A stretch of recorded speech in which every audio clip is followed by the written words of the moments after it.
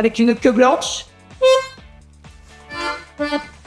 des petites moustaches blanches et un tout petit museau noir. Est-ce que Mélancolie Motte, c'est votre vrai nom? C'est mon vrai nom, oui, absolument. Mon prénom Mélancolie, c'est mes parents qui ont choisi de me le donner, et ils me l'ont donné parce qu'ils avaient lu un poème d'un poète surréaliste belge qui s'appelle Philippe Soupeau et qui commence par Mélancolie, mélancolie, quel joli nom pour une jeune fille. Comment est né votre spectacle? Alors, l'enfant qui est né 2 fois, je l'ai découvert un jour alors que j'étais dans une bibliothèque en train d'attendre mon public. Et voilà, ce livre m'a attirée, je l'ai lu et je l'ai trouvé magnifique. Et du coup, j'ai appelé Gérard Moncomble, l'auteur de livres jeunesse éponyme, donc qui s'appelle L'enfant qui est né 2 fois. On a eu une vraie amitié qui est née de cette rencontre. Gérard étant quelqu'un qui est passionné des Inuits. Les Inuits, ce sont les gens du Grand Nord, qui habitent dans le Grand Nord. Et donc il a écrit plusieurs histoires autour des Inuits. Je lui ai demandé l'autorisation de raconter cette histoire, mais il y a longtemps je la racontais pour des adultes. Je la racontais tout à fait autrement pour les adultes.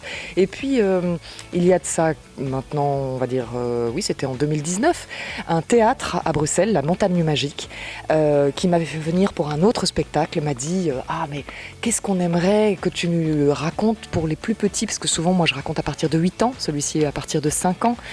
Est-ce que tu accepterais pour un de nos festivals qui est l'année prochaine, de raconter une histoire pour les petits? Et je lui dis, j'ai pas vraiment d'histoire en tête. Et puis tout à coup, j'ai pensé à cette histoire que je racontais déjà. Et je dis, ah, mais en fait, cette histoire, elle est pleine d'animaux. Et je pourrais la raconter complètement autrement. Et voilà, c'est comme ça qu'est né le projet. Et que je me suis bien entourée d'une belle équipe qui m'a aidée justement à chercher comment raconter cette histoire pour créer des images suffisamment fortes pour que des petites oreilles puissent suivre. Mais il est le récit et la façon dont il est raconté est vraiment très très très différent du livre de départ. Comment une âme fait pour se déplacer? Alors, moi j'ai envie de te retourner la question. C'est possible ça, dans un interview? Alors, à ton avis, toi, comment est-ce qu'elle fait pour se déplacer? Elle se laisse porter par le vent. Alors, par exemple, elle se laisse porter par le vent. Est-ce qu'il y en a d'autres qui ont d'autres idées? Oui.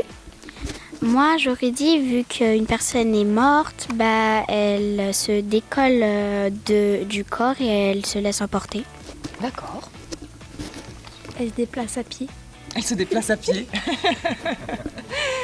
Alors, pour revenir, pour répondre à ta question et en même temps faire lien avec la question précédente, quand on a démarré la création de ce spectacle, on a commencé par aller raconter cette histoire, mais très simplement dans des classes, dans des groupes d'enfants, de maternelle et de CP. Parce qu'on voulait être sûr que ce soit le bon âge et de savoir qu'est-ce qu'ils comprenaient. Et on s'est rendu compte que la notion d'âme est une notion qu'on n'a qu'à partir de 7 ans à peu près, pas pour petits. Et que donc il fallait quand même qu'on essaye de la personnifier dans la tête des 5 ans pour qu'ils puissent, même s'ils ne connaissent pas le mot, qu'ils puissent en effet suivre l'histoire. Et donc, entre autres, on a fait des ateliers avec ces enfants et on leur a demandé de dessiner une âme, on leur a demandé de jouer corporellement une âme, etc., etc. Et c'était très chouette de voir à quel point les âmes, pour les uns et les autres, sont différents. Et c'est pour ça que j'avais pas vraiment envie de te répondre, tu vois, parce que je pense que d'abord, pour certains, une âme, c'est quelque chose qui fait partie d'une religion. Il y a des gens qui croient en quelque chose et qui, pour eux, c'est vraiment proche d'une religion. Et puis pour d'autres, c'est simplement un mot et on y met ce qu'on veut, tout comme le souffle, tout comme l'esprit. Et après les spectacles, quand j'ai des discussions comme ça avec des groupes d'école, etc., je demande souvent c'est quoi pour vous une âme, et j'ai des définitions magnifiques des enfants parce que vous êtes des vrais poètes. Et donc voilà, donc j'ai des très très très belles définitions. Et en tout cas, donc pour nous c'était sûr que l'âme ne devait pas être à cause de ça, et pour ça, elle ne devait pas être imagée. Il fallait en effet que simplement, avec le regard et avec le mouvement, et aussi, est-ce que vous avez remarqué, en fait, il y a des instruments, hein, il y a une création sonore. Et est-ce que vous avez remarqué que l'âme, c'est un autre instrument que le reste de la création sonore? À chaque fois qu'il y a l'âme qui grimpe, est-ce que vous avez des bruits de grelots? Exactement. Donc le choix d'Antonin de Bemmels, qui est donc le créateur sonore, a été que le grelot est toujours symbolisé par l'âme, ou plutôt l'âme est toujours symbolisée par le grelot, alors que tout le reste, c'est de l'harmonica. Et pourquoi c'est de l'harmonica? Parce que c'est un instrument à vent et qu'il y a beaucoup d'histoires de souffle dans cette histoire. Il y a le vent du nord, mais il y a aussi le dernier souffle de la vie, il y a le premier souffle de la vie, il y a le souffle de l'accouchement, il y a plein de choses. Voilà. Donc il a choisi l'harmonica pour ça. À votre avis, sur quel corps votre âme s'accrocherait-elle? Alors, eh bien, d'abord, j'espère que l'âme va rester d'abord en moi encore un petit peu. Je suis pas tout à fait prête à partir. Et puis ensuite, eh bien, moi j'aime beaucoup le vent, en effet. Donc je pense que d'abord, je serais très très heureuse de voler comme un oiseau et de regarder les choses de très haut du ciel, non pas parce que je veux regarder les gens de haut, mais parce que je pense que c'est une très très très belle, un très beau paysage, une très belle vue.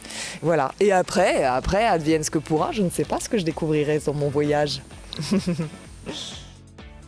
Combien de spectacles avez-vous fait? Alors, je ne l'ai pas compté, mais en général, je crée un spectacle tous les 2-3 ans. Je suis assez lente, je ne crée pas un spectacle par an. Et j'ai commencé à raconter des histoires en 98. Donc ça fait quand même déjà un petit temps maintenant que je raconte. Mais je dois en avoir créé, je sais pas, une quinzaine, quelque chose comme ça.